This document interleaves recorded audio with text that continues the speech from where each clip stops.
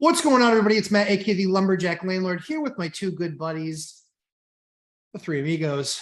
I'm just a little bit sad this morning because of this morning's recent news. Mike Zuber is not going to be doing the 7 days a week anymore.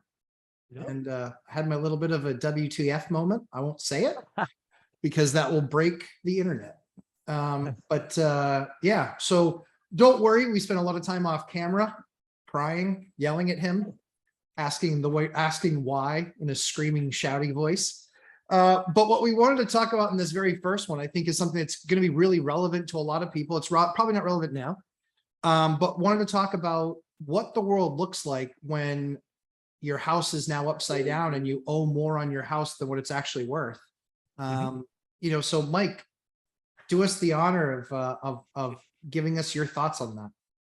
Yeah, so let's make sure we set this up correctly because I love this question. And I was at a real estate meetup yesterday, and Santa Clara County, which is the county that I live in, from the peak of May to today is down about 15%. So if you bought a home in Santa Clara County at the peak, you could potentially be down 10 or 15%. So this is real, right? Some people are really looking at this, really thinking about, at least being upside down from their purchase price. Do they have equity or not? That's debatable because how much did they put down, all of that. But let's just say that, hey, you bought a property in Santa Clara County in May and you wake up this morning and you're upside down. That's a real thing. So a couple of things happen in the real world, right? Most folks today are still getting fixed rate mortgages, but let's just assume they have a 5-year ARM. Yep. Let's assume that, right? And they bought in May. So it's what, 6 months ago, 5 months ago? The first thing to know is nothing happens. Nothing happens. The lender doesn't call you. Let's just say, for example, you put 10% down. The house is now down 15%. You are truly negative equity. You're up. You owe 5% more. The asset, the debt that is on that house is worth more than the house. That's a problem in a lot of the world. Not a problem with 30 or even 5-year residential loans. The bank doesn't call. The bank doesn't just knock on your door. They don't send red envelopes saying, hey, you owe me money, get even today. That's not how all this works. Right. So as long as you continually make your payments, which, oh, by the way, never change, right? If you, at least for 5 years in this example, it's no harm, no foul. And generally speaking, if you bought in May, given historical facts, you won't move for 8 years. So, will Santa Clara County be up or down in 8 years? No idea, but the chances are one direction. So at the end of the day, it's really a scary headline. It probably makes for a great title on a video, but in practice, as an owner occupant, nothing changes. If you're a flipper or you're doing BRRRR or you're on short-term debt like Dave Ramsey, right? If you're Dave Ramsey and you have 90-day debt, you're effed. You're effed. And that's what busted out Dave Ramsey. That's right. But most people today have 30-year debt. If you don't have that, you probably have a 5-year ARM. So there's absolutely nothing that happens to you because your house is upside down 5% in Santa Clara County. Sure. Dion? So I'm going to cover this two different ways. One is from personal experience. Purchased a house around 2000 for about, it was $98,000. I did $104,000 loan. So it was, 105% loan to value because I wrapped the closing costs in it with a first-time homebuyer program that they had with an adjustable rate mortgage, because who can afford interest rates where they were in 2000, because like 5 was too much or whatever we had. So a couple years later, I go through a divorce and homes had appreciated because prices were going up. Prices only go up, right? So what makes sense? I refinance $150,000 to be able to give my spouse her portion of the equity because the house had gone up in value. Then I found out about the $89,000 in debt. But now I've got an asset worth around $100,000 as the prices crashed in 2008-9, financed at $150,000 that I've slowly started to pay with the amortization down, and had an adjustable rate mortgage.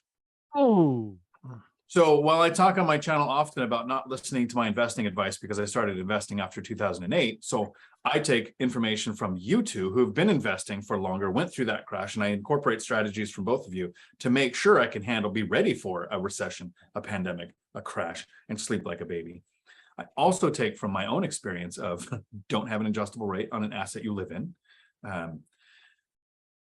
Loan to value is huge. There right now, Bank of America is coming out with, hey, well, no closing costs, no mortgage insurance. Well, this, you can't move for 5 years or all this goes away, whatever the rules are. We're going to see more and more of that, of getting first-time homebuyers into programs with no money down, which means more money leverage. So then if you're underwater, I'm hoping that while we're up to above, we're in double digits again on adjustable rate mortgages, I'm hoping that doesn't go up a bunch. In a few years, and this came out on Sachs Realty this morning. I think it was a great point. We've talked about this a little. We talk about rates going up. We talk about rates going down.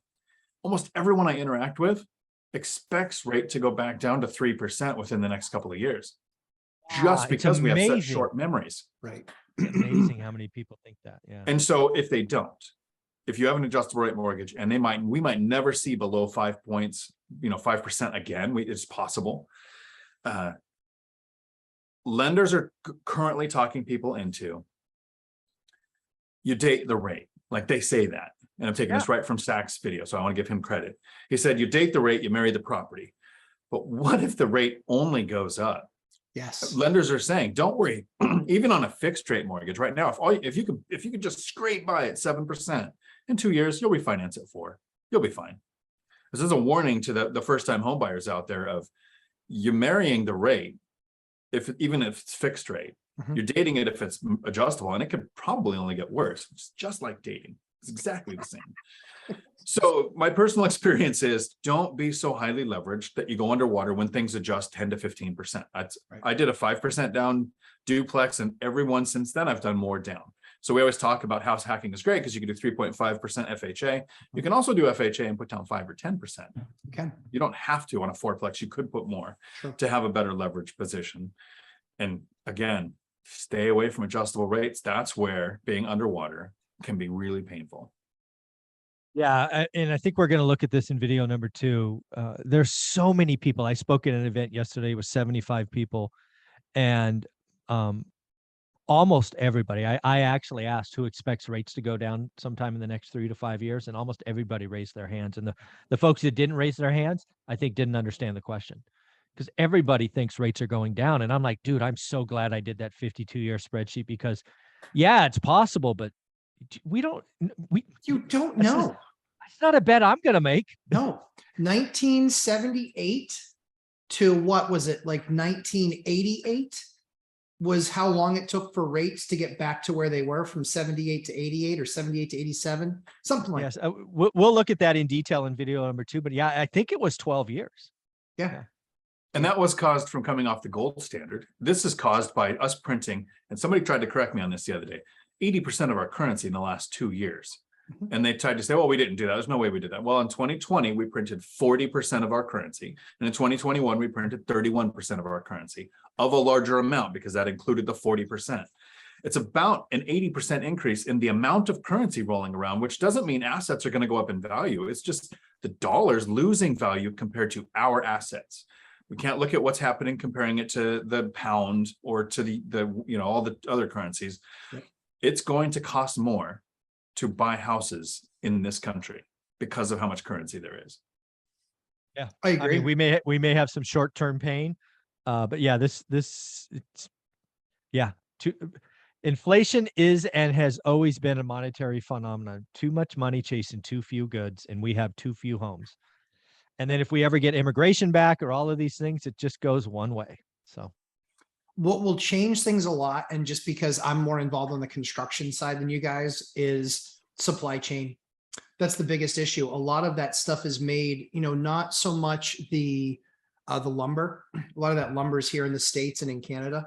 And so we've actually, as the supply chains opened up, as we haven't really seen a massive degradation in demand. But as we see that happening, lumbers continue to get less expensive. So it really proves that it wasn't an inflation. It was truly a supply chain issue. The challenge that we have is, I honestly believe it's more of a supply chain issue in other areas as well. Copper wire being 3x the price that it was 2 years ago. That is based on the fact that a lot of that comes from China, and China's been zero tolerance on COVID.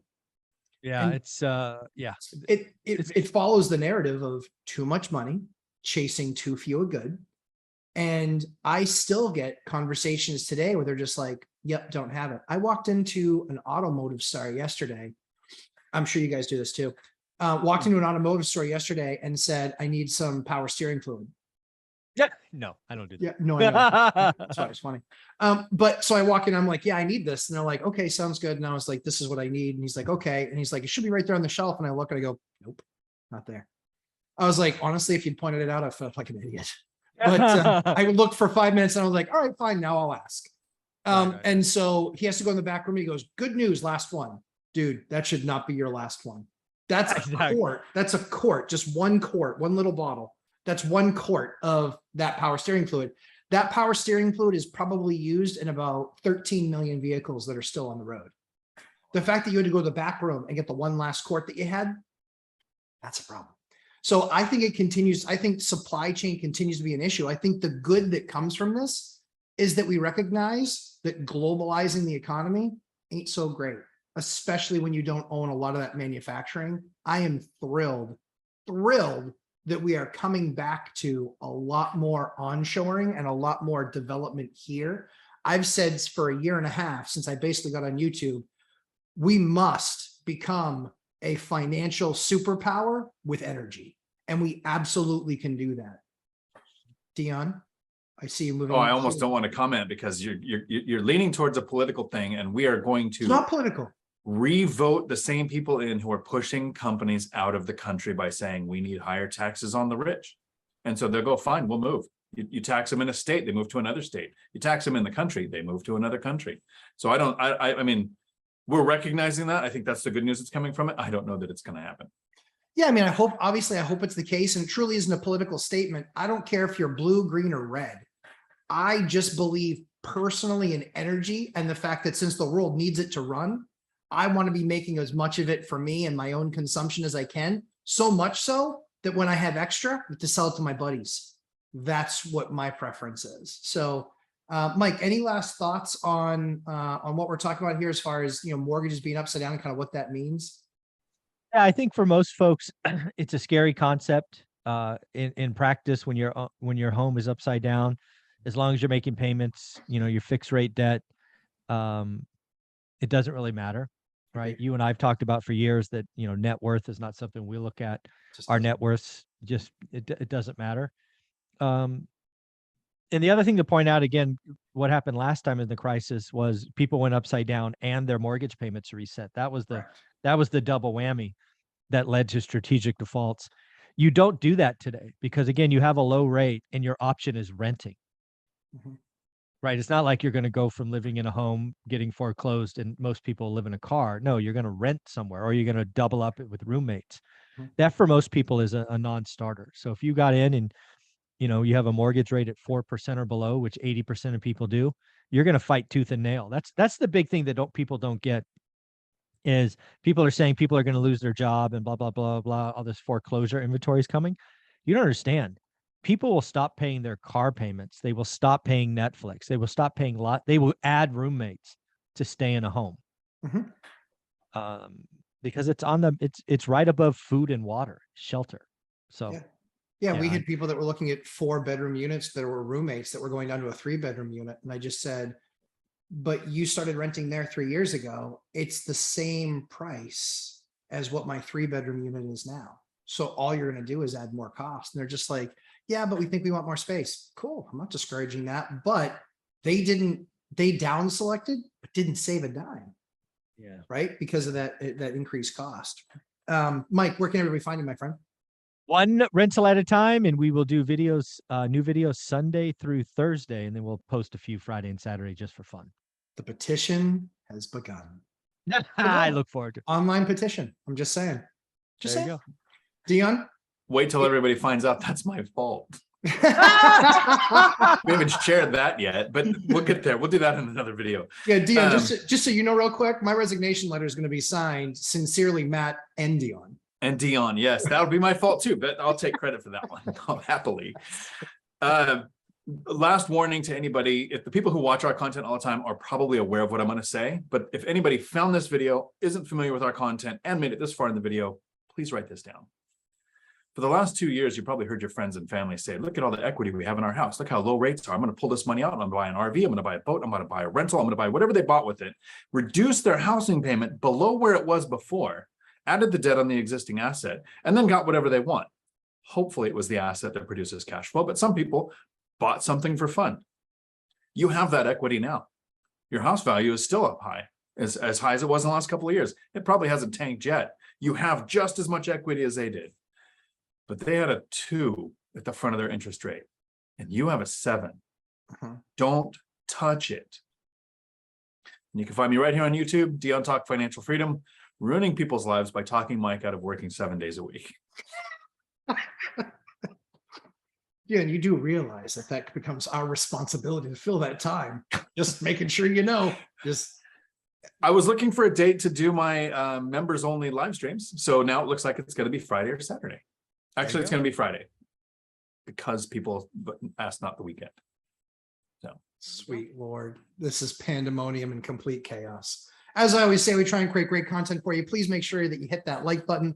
Also subscribe and check me out on Instagram, Lumberjack Landlord, and also on my live stream, 11:30 a.m. Eastern time on Sundays currently, until I've heard all this silliness in the news, and we will be making life adjustments. Thanks, guys. We'll see you in video number 2. Talk soon.